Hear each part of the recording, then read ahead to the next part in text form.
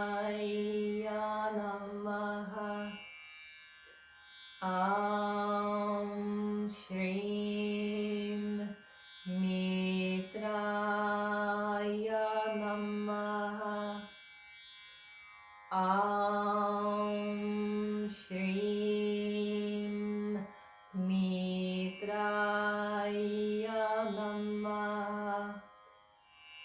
Aum Śrīm Mitraya Namaḥ.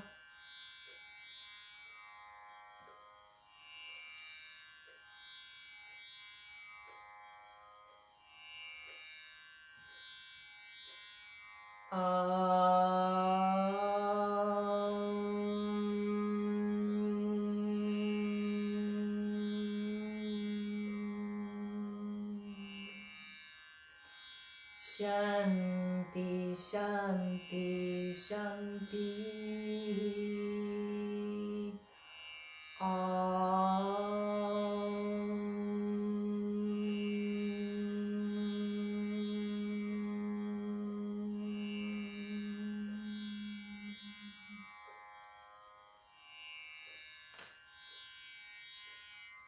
Sit for just a moment or two in your sound vibration.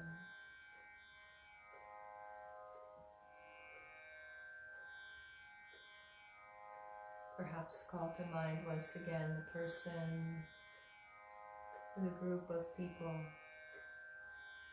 that you dedicated your practice to today.